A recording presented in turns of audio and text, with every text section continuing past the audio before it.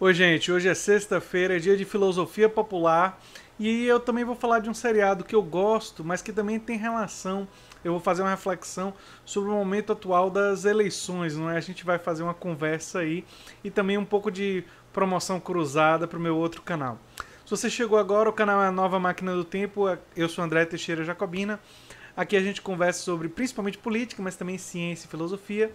Eu tenho uma sessão de diálogos com especialistas e toda sexta-feira, como hoje, eu converso com vocês sobre filmes e séries, jogos e outros produtos de entretenimento popular, refletindo sobre a relação desses produtos e a política, ciência, filosofia, sempre que há essa possibilidade. E eu fiquei pensando muito num seriado que eu e minha esposa gostamos muito, que é o Game of Thrones. Né? E eu acho que o motivo pelo qual eu fiquei pensando sobre isso foi a questão da disputa pelo poder. Nós vivemos no momento atual uma forte disputa pelo poder e fiquei pensando como em Game of Thrones muitas vezes tudo vale pela disputa do poder, né? Você manda matar e mata a família das pessoas. A gente não chegou nesse ponto, se bem que teve atentado contra a vida do Jair Bolsonaro no início da campanha. A caravana de Lula foi alvo de tiros, não é? Tiveram pessoas ameaçadas, tiveram pessoas um número razoável de pessoas foi morta, né? Como o Mo da Capoeira aqui na Bahia. E Roger Waters fez até uma homenagem a ele. Então nós estamos vivendo esse momento de muita violência e de muita tensão política. E eu fiquei me lembrando sobre as diferentes lideranças em Game of Thrones e sobre esse seriado. Também queria comentar com vocês um pouco de promoção cruzada no meu outro canal, Dr. Tech Gamer. Para quem está com saudade de Game of Thrones, eu estou fazendo uma live com o jogo Game of Thrones A Telltale Series. E é um jogo que é mais ou menos jogo, é muito mais uma história interativa. Parece que você está vendo uma história paralela de Game of Thrones, né? E os atores que fazem Tyrion, que fazem Ramsay Bolton, que fazem Cersei, eles reprisam seus papéis fazendo a voz dos personagens que eles fazem na série. É bem interessante e eu planejo fazer até 2 caminhos diferentes nessa série de gameplays que eu estou colocando no outro canal, Dr. Tech Gamer, que é um canal que eu também estou tentando alavancar, aí fazer crescer. Se vocês forem lá, derem uma assistida e se inscreverem, vocês vão estar me ajudando também a divulgar o canal para pessoas que gostam desse seriado Game of Thrones. E que estão com saudade, né? Porque esse ano a gente não teve Game of Thrones. Bem, eu estava pensando sobre lideranças e existem muitas formas diferentes de ser uma liderança. No seriado Game of Thrones a gente vê algumas lideranças que o são por inspirarem as pessoas. A Daenerys Targaryen e o Jon Snow, eles vão se transformando em lideranças a partir de escolhas, decisões difíceis que eles realizam, mas em prol dos outros. No caso da Daenerys, porque ela resolve acabar com a escravidão em Meereen e depois em Yunkai, quer dizer, ou é o contrário, mas enfim, ela resolve colocar a escravidão como o grande problema que ela vai enfrentar e resolve acabar com isso. E é muito interessante que ao tomar essa posição, ela acaba conquistando muitos adeptos, quer dizer, muitas pessoas acabam tendo ela como liderança, não porque ela é filha de uma pessoa que eles nunca conheceram, e, enfim, e tem essa linhagem, mas por causa dessas atitudes. E o Jon Snow, que é um bastardo, ele também tem essa característica, quer dizer, ele acaba se tornando o Lorde Comandante da Patrulha do Norte, né?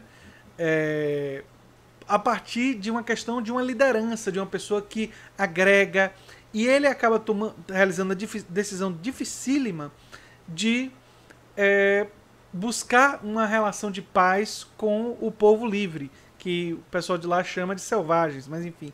E ele faz esse esforço de unir primeiro o povo livre e depois ele faz o esforço de unir as casas do norte, mesmo depois de não ter sido apoiado por muitas dessas casas, para retomar Winterfell, que é a casa da família dele. Embora ele ainda não saiba direito como é que ele está inserido na família Stark, né? Ele vai descobrir posteriormente, não é? Mas enfim, e é muito interessante que esses dois personagens eles são lideranças pela inspiração. Eles inspiram os outros a os seguirem, não é? Mas existem outras formas de liderança em Game of Thrones. O Tywin, por exemplo, ele me lembra muito uma liderança aqui da Bahia, Antônio Carlos Magalhães, ACM. Por quê? Porque é aquele cara que acumula muito poder, sempre manipulando um pouco os outros, mas podendo ser terrível quando necessário, através de artimanhas, e se articula com poder econômico, né? O Tywin tem muito isso. Então, o Tywin, ele é esse macaco velho, esse cara experiente, muito conhecedor, a raposa, né? Que era, aliás, como a ACM era conhecido em alguns círculos aqui na Bahia. Então, é aquele cara bem esperto, assim, mas absolutamente terrível. Aqui na Bahia, eu acho que muita gente já se esqueceu de ACM, porque tem uma reflexão de que aquele que não lidera pela inspiração, por um afeto genuíno, acaba sendo esquecido. E eu acho que o caso de ACM é interessante. Depois que ele morreu, só os historiadores, os cientistas políticos lembram dele. Fora isso, nunca mais ouvi falar de Antônio Carlos Magalhães, o que é interessante. A Lady Olenna, de Game of Thrones, também tem a coisa das artimanhas, das sutilezas, da tentar se manter no poder através dessa maneira. Existem outras lideranças que se mantêm no poder através do medo, inspirando medo nos outros através de uma posição autoritária que se impõe pela força das armas. E os exemplos em Game of Thrones são o Rei Louco e o próprio Joffrey Baratheon, que não deveria ser Baratheon porque a gente sabe que ele é um bastardo, não é? Ele não é filho do Robert Baratheon, né? Mas enfim, o Joffrey, inclusive, é um bom exemplo de um comportamento que a gente identifica, às vezes, lembra, né? Alguns elementos fascistoides, a coisa do prazer pelas armas, pela crueldade, que era uma coisa estimulada tanto no nazifascismo quanto no fascismo italiano. E interessante que o seriado explora isso. Tem uma outra liderança que se apoia em grupos fanáticos. Nós estamos vendo hoje, no Brasil de hoje, os setores extremamente religiosos evangélicos apoiando muito fortemente a candidatura do Jair Bolsonaro, né? E uma boa dose de obscurantismo aí, gente que nega a teoria da evolução, gente que nega aquecimento global, nega a ciência, nega a racionalidade iluminista. Quer dizer, tudo que veio do iluminismo até os dias atuais é negado por esse segmento. Não todo ele, não quero ser injusto, não são todos os evangélicos, é óbvio, mas existe um núcleo duro ali que faz essa negação e que influencia muitos dos seus fiéis, embora tenham aqueles que são mais permeáveis e que, digamos assim, não seguem todos esses aspectos da doutrina. Mas no Game of Thrones tem o Stannis Baratheon e a crença no tal do Deus Sol lá, e eu não me lembro exatamente qual é o nome, mas a Melisandre tem essa coisa de impor um certo fanatismo religioso como elemento central para a sua ascensão ao poder. Ele seria, inclusive, isso está nos livros, a Melisandre acredita que ele seria o Azor Ahai, que é uma figura mítica, uma espécie de messias, o príncipe prometido e tal. Depois ela descobre que ele não era o messias coisa nenhuma. E tem outras pessoas que ficam em volta e perto do poder e manipulam os outros e vão acumulando poder e são extremamente traiçoeiras e traem as pessoas o tempo todo, e você, quando acha que pode confiar, ele tá com a faca atrás de você, que é o Mindinho em Game of Thrones. E se vocês quiserem pensar uma pessoa assim para os nossos dias atuais, tem o Michel Temer, tem o atual presidente da República, que é bem estilo Mindinho, né? É bem aquele cara que, quanto você menos espera, ele passa-lhe a rasteira em você, não é? Então, e tem aqueles outros que estão nas sombras, mas tentam genuinamente, têm um bom coração, apesar de tudo de ruim que fizeram. Gente tipo o Tyrion, né? Esse eu teria dificuldade de achar um político para fazer uma analogia. Seria difícil analisar. Agora, falando sobre o jogo, que não é bem jogo, eu acho até que eu chamaria de experiência interativa. Porque é muito mais uma história que de vez em quando você escolhe o caminho e tem algum tipo de interação. Mas a maior parte do tempo que você está experimentando a história do Game of Thrones, a Telltale Series, que eu estou fazendo a live, ou gameplays, live talvez não seja o termo correto, é os gameplays que eu estou fazendo no outro canal, ele é uma experiência mais passiva, você mais assiste e de vez em quando você interage. E uma coisa interessante do ponto de vista da liderança, nesse jogo, que vocês podem lá conferir no outro canal, eu vou botar o link na descrição, é que os filhos do Lorde, do Gregor Forrester, todos eles exibem uma ou outra característica que ele consideraria importante, me parece, para a liderança. Ele próprio exibe a característica da honra como elemento central. Uma pessoa generosa, uma pessoa que é meio que amado por boa parte dos seus homens. Ele tem uma coisa meio Henrique V nele. Para quem não assistiu o filme ou leu o livro, ou não conhece a história de Henrique V, mas Henrique V foi falar com seus homens antes da grande noite da batalha. E se fantasiou de um homem comum para não saberem que ele era o rei. E ele tem essa coisa de estar ao lado dos seus homens e meio que ter uma relação, como é que eu diria, próxima, enfim.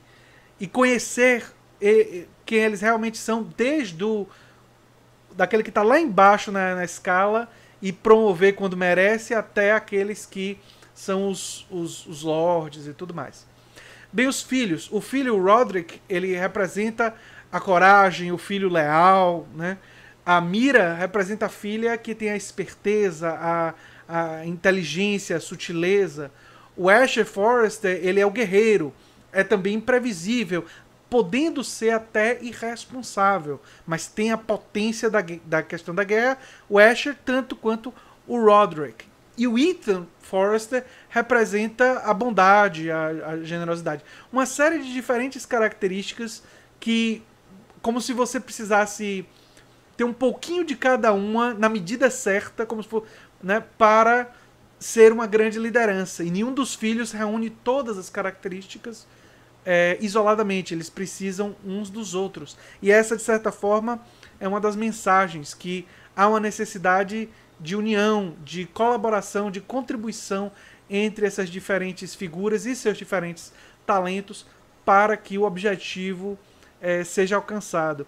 Então eu fiquei muito... Eu não sei se é porque eu estou fazendo esses gameplays e também eu revi um pouco do seriado Game of Thrones, que eu não sei se vocês assistem, mas eu estou com saudade do seriado, quero ver logo a conclusão, e esse ano não teve Game of Thrones. E eu acho que eu fiquei também muito pensando sobre isso, porque nós tivemos recentemente um escândalo potencialmente... a gente não sabe ainda se isso é verdade ou não, mas a Folha de São Paulo noticiou que muitas empresas estariam injetando uma grande quantidade de dinheiro na campanha do Jair Bolsonaro, não diretamente, mas através do WhatsApp, disparando milhares e milhões de mensagens para favorecê-lo. E eu não sei se isso é verdade, mas me parece que mesmo que seja descoberto, isso é a ponta do iceberg. Quer dizer, quando a gente for ver, por exemplo, uma coisa como Google Ads, e no YouTube, plataforma que eu estou aqui utilizando, eu acho que existe uma grande possibilidade que, não por responsabilidade do YouTube, mas de grandes empresas estarem doando dinheiro para organizações que não são partidos políticos e por isso que não divulgam, e vocês acham que vocês sabem de que organização eu estou falando, que não divulgam as suas contas, que não têm contas públicas para que possam ser checadas, e esse dinheiro é usado para promover uma agenda dessas figuras. E essa agenda ajuda a eleger políticos de direita e extrema-direita. Quer dizer, então, a coisa é mais complicada, porque como é que... E eu fiquei pensando sobre isso, a dificuldade que vai ser regular esse dinheiro, se ele tem agora tantas formas diferentes de influenciar uma eleição. O poder econômico está cada vez mais comprando as eleições. A verdade é essa. O poder de influenciar através da mídia, através do YouTube, através do WhatsApp, através do Facebook. O Facebook, o WhatsApp, o YouTube, todos permitem impulsionamento, e não apenas impulsionamento óbvio, tipo fazendo campanha para um político, mas um impulsionamento de pessoas e de ideias que, de forma, digamos assim, lateral, contribuem ou ajudam que uma determinada agenda seja empurrada goela abaixo para a população. Então essa é uma questão realmente que me preocupa muito e, embora eu tenha uma ideia em relação ao financiamento de campanha, em relação a isso seria necessária uma organização de uma autarquia que fiscalizasse muito fortemente. Seria uma coisa muito complicada. É quase como se a gente chegasse à conclusão que o capitalismo tem um certo grau de incompatibilidade com a democracia. E me parece que essa conclusão eu já tinha mais tempo, mas as evidências vão se acumulando. As pessoas dizem que só o capitalismo tem democracia, mas a democracia possível no capitalismo, ela me parece ter uma característica muito oligárquica, não é? E essa é uma coisa curiosa, ou seja, poucos que têm muito poder econômico acabam sempre influenciando direto ou indiretamente, tendo o controle dos meios de comunicação. Vocês viram um vídeo sobre as pessoas da Jovem Pan, só deixando claro, parece que para algumas pessoas não ficou claro, que eu não tenho certeza que o Marcelo Madureira foi demitido por aquilo. Me parece que as evidências são muito grandes e a probabilidade é muito alta, né? Mas óbvio que certeza absoluta eu não tenho. Mas enfim, através do controle da mídia, através desses diversos mecanismos, me parece muito difícil realmente construir uma democracia.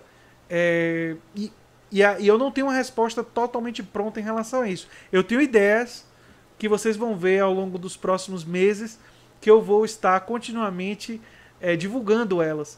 E claro, defendendo que a gente construa lideranças e construa sistemas que eles inspirem mais as pessoas, que eles façam as pessoas quererem participar e que não dependam apenas dos grandes quadros. Essa é uma coisa importante. Porque quando você coloca a sua dependência naquela pessoa, aquela pessoa pode se corromper, pode morrer, pode desistir. Muitas coisas podem acontecer. Mas quando você coloca a responsabilidade e sua energia em uma ideia que pode e que deve vir a transformar, como a defesa da democratização, aí você pode defender isso para sempre, né? E isso pode ajudar a transformar como as coisas são feitas, o desenho das instituições, o desenho de como as coisas são feitas, né? E você não fica na dependência de indivíduos que são falíveis e que são, enfim, que por mais que a gente admire, e eu tenho alguns que eu admiro, a gente não deve depositar neles tamanha confiança e responsabilidade, porque isso pode nos prejudicar gravemente no futuro. Eu acho que essa é uma coisa que eu fiquei pensando também, que é necessário construir esses laços para ir além dos indivíduos, não é? Enfim, era isso que eu tinha para falar para vocês. Ficou meio longo o vídeo, é uma reflexão longa, eu estou articulando muita coisa na cabeça. E se você gosta do que eu faço aqui no canal, se lembre sempre de se inscrever no canal, dar um like e compartilhar, que é muito importante para mim. Um abração, gente, e até o próximo vídeo. Tchau, tchau.